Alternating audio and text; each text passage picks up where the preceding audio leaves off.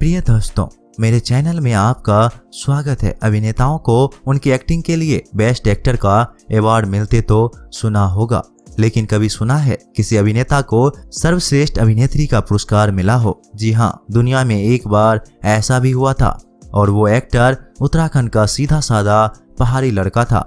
नाम था निर्मल पांडे। 90 के बॉलीवुड का ऐसा बेमिसाल एक्टर जिसके आगे मनोज बाजपेयी जैसे अभिनेता फीके पड़ जाते थे, जिसकी अदाकारी इतनी दमदार हुआ करती थी विदेशी तक घायल हो जाती थी। मगर क्या आपको पता है इस बेजोड़ अभिनेताओं की मौत का असली सच क्या था? यूं ही 47 साल में निर्मल पांडे की मौत नहीं हो गई थी। चलिए हम आज अल्मोड़ा के सीधे साधे लड़के के बॉलीवुड एक्टर निर्मल पांडे बनने की कहानी और उनकी मौत का असली सच बताते हैं। इसे जानकर आप भौचक्के रह जाएंगे। उत्तराखंड का अल्मोड़ा जिला द्वारहाट कस्बे का पानबरेती गांव यही 10 अगस्त 1962 के दिन हेड क्लर्क हरीश पांडे और रेवा पांडे के घर जन्मा एक बच्चा और बड़े प्यार से नाम रखा निर्मल। शुरू से ही ईजा का सपना था कि बेटा पढ़ लिख कर सरकारी नौकरी पाए, मगर उनको क्या पता था उनका छोटा निर्मल किस्मत में उसकी उड़ान तो ऊंची होने वाली थी। इसकी ये झलक भी निर्मल में ये बचपन से ही दिखने लगी थी। स्कूल में कहीं भी नाटक होता या गांव घर में रामलीला तो सबसे आगे निर्मल ही होते। अभिनय तो जैसे रग रग में बसा हुआ था। कुमाऊं की रामलीला को करीब से जानने वाले भली भांति परिचित होंगे कि यहाँ रामलीलाएं इतनी गंभीरता से मंचित होती है कि कई बार तो दशरथ बने अभिनेता को सच में हार्ट अटैक होने के किस्से आम है। ऐसी रामलीलाओं में अभिनय कर निर्मल ने अदाकारी का पहला पाठ सीखा था। इंटर पास कर वो ग्रेजुएशन करने नैनीताल डीएसपी चले गए। अभिनय में रुचि तो थी ही, ऐसे में सबसे पहले नैनीताल के युग मंच से जुड़ गए। यहाँ बड़े लोगों का साथ मिला तो अदाकारी में निखार आने लगा। हेमलेट जैसे शानदार नाटकों में अभिनय कर खूब नाम कमाया। वही धीरे धीरे नाटकों का डायरेक्शन करना भी शुरू कर दिया। अब तो उड़ान शुरू हो चुकी थी, मगर पढ़ाई पूरी की तो घरवाले जिद करने लगे कि नाटक बहुत हुआ, अब सरकारी नौकरी की तलाश शुरू कर दो।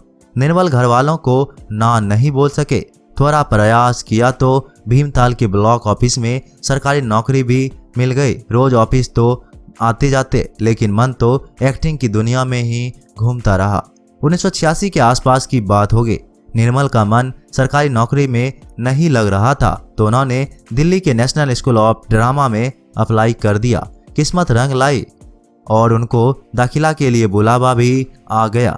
बचपन का ख्वाब सरकारी नौकरी पर भारी पड़ गया। सब मना करते रहे, मगर नौकरी छोड़ने में उन्होंने देर नहीं लगाई और सीधा पहुंच गए एनएसडी दिल्ली। यहाँ 3 साल तक जमकर एक्टिंग सीखी और 1989 में मजे हुए कलाकार बनकर बाहर निकले तो थिएटर करने लगे। थिएटर में एक्टिंग की खूब चर्चा होने लगी तो उनको एक दिन लंदन के तारा थिएटर ग्रुप से बुलावा आ गया। वो सीधे चले गए लंदन और ग्रुप से जुड़ गए। यहीं पर निर्मल कभी हीर रांझा तो कभी एंटीगोन जैसे मशहूर नाटकों में अपनी अदाकारी के जरिए खूब तालियां बटोरने लगे। लंदन में उन्होंने 100 से भी ज्यादा नाटकों में एक्टिंग की। एक समय में वो विदेशी धरती के कलाकारों के बीच जाना पहचाना चेहरा बन गए थे। फिर एक दिन आया वो ऑफर जिसने इनकी किस्मत पलटकर रख दी। 1992 के आसपास की बात होगी। मशहूर डायरेक्टर शेखर कपूर एक फिल्म बनाने जा रहे थे। उनको एक अहम किरदार के लिए मजा हुआ एक्टर चाहिए था जिसका लुक देसी हो। उन्होंने मनोज बाजपेयी को किरदार दे दिया था। सब कुछ करीब करीब फाइनल हो गया था कि अचानक एक दिन शेखर के रिश्तेदार उनसे मिलने पहुंचे। वो एनएसडी में पढ़ाया करती थी। बातों ही बातों में उस किरदार का जिक्र हुआ तो रिश्तेदारों ने निर्मल से एक बार मिलने को बोल दिया। खैर, शेखर ने निर्मल पांडे को मिलने को बुलाया।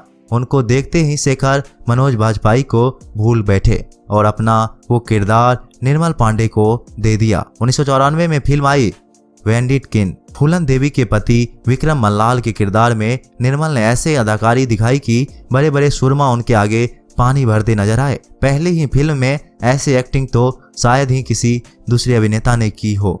खूब वाहवाही हुई और हर कोई उनके बेजोड़ अभिनय को तारीफ करने लगे। बॉलीवुड को एक नया दमदार एक्टर मिल गया था, सिर्फ विक्रम मल्लाल का किरदार नहीं। इसके बाद उन्होंने 4 ऐसे किरदार निभाए जिनको आज तक लोग भूल नहीं सके। मशहूर डायरेक्टर सुधीर मिश्रा अंडरवर्ल्ड पर फिल्म बनाने जा रहे थे। उनको एक नए चेहरे की तलाश थी। अचानक एक दिन उनकी नज़र निर्मल पर पड़ी। उनकी अदाकारी से वो इतने प्रभावित हो गए कि फौरन ऑडिशन के लिए बुला लिया। कई बड़े बड़े चेहरे को पीछे छोड़कर निर्मल ने वो लीड रोल हासिल कर लिया। 1996 में फिल्म आई इस रात की सुबह नहीं।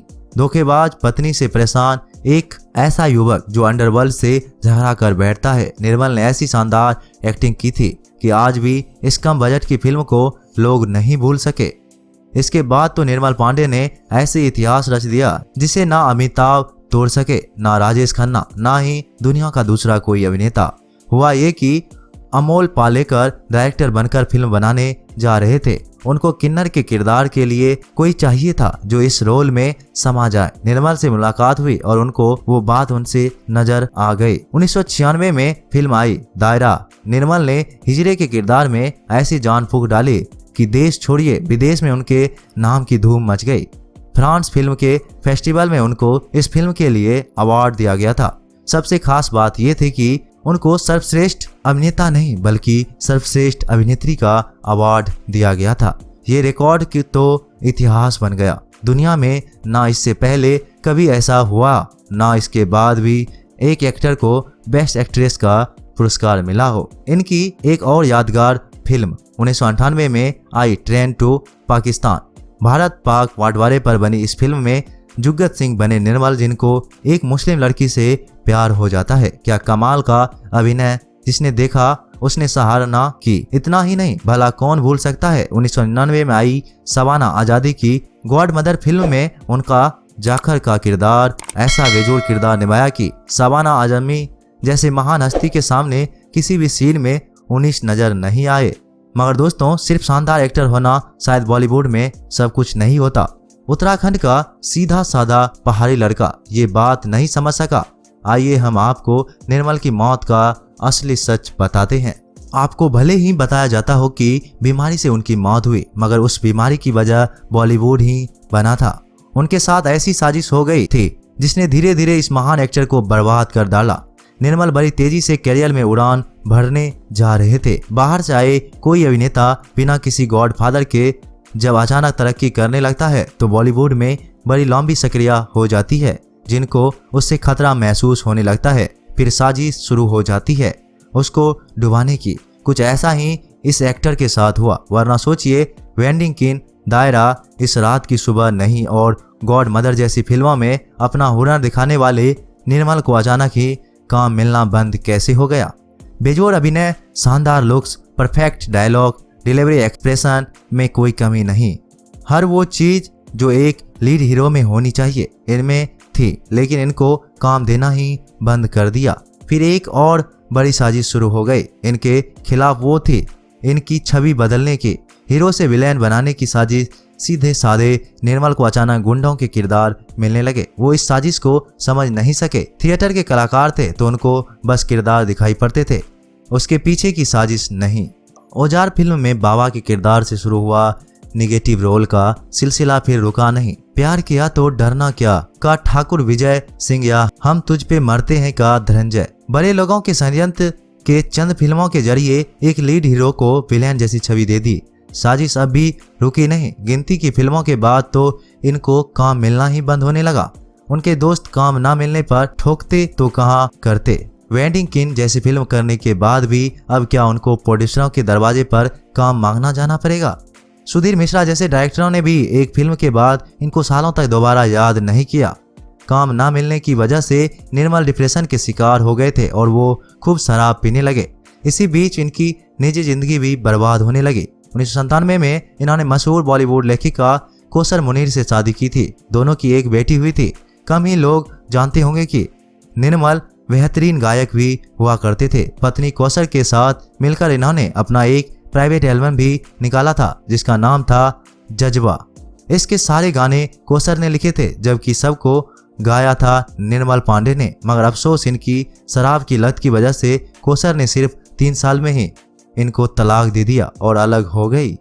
बॉलीवुड में काम मिलना बंद हो गया तो निर्मल को मजबूरी में साउथ सिनेमा और टीवी का रुख करना पड़ा। 2003 में टीवी पर एक शो शुरू हुआ, हातिम। उसमें भी निर्मल को विलेन का किरदार मिला, मगर टीवी पर भी कदम रखते ही उन्होंने साबित कर दिया कि वो कितने शानदार अभिनेता थे। विलेन किरदार तो हातिम पर भारी पड़ने लगा था। इसी बीच उनके जीवन में एक और लड़की आ गई, अर्चना शर्मा, जो लखनऊ में शिक्षिका हुआ करती थी। दोनों ने साल 2005 में शादी कर ली। दोनों के 2 जुड़वे बेटे हुए। सब कुछ होते हुए भी डायरेक्टर प्रोड्यूसरों ने इनको काम देना बंद कर दिया था, जिससे वो बहुत तनाव में रहने लगे और शराब बहुत पीने लगे। निर्मल ने मुंबई से भी दूरी बना ली और लखनऊ में ही रहने लगे थे। कभी कभार ही मुंबई जाया करते जब कोई छोटा मोटा रोल ऑफर हो जाता। साल 2010 की बात है, एक फिल्म में छोटा सा रोल मिला था। इसी की शूटिंग पूरी कर वह घर बैठे थे। डिप्रेशन और ज्यादा शराब ने उनके शरीर को बहुत बीमार कर दिया था। 18 फरवरी के दिन अचानक उनके सीने में बहुत तेज दर्द होने लगा और सांस लेने में परेशानी होने लगी। आसपास बैठे लोगों को उन्होंने बताया कि हड़कंप मच गया। फौरन उनको अस्पताल ले जाने की तैयारी होने लगी, मगर दिल का दौरा इतना बड़ा था कि रास्ते में ही उनकी मौत हो गई। बस 47 साल में ही बॉलीवुड की साजिश का डिप्रेशन इस महान अदाकार की दर्दनाक मौत का कारण बन गया। दोस्तों, आपको निर्मल पांडे याद है? अगर हाँ तो उनका कौन सा किरदार या फिल्म आपको पसंद आए थे? हमें कमेंट में जरूर बताइएगा। मिलते हैं अगले वीडियो में, तब तक के लिए आप अपना ख्याल रखिएगा। धन्यवाद।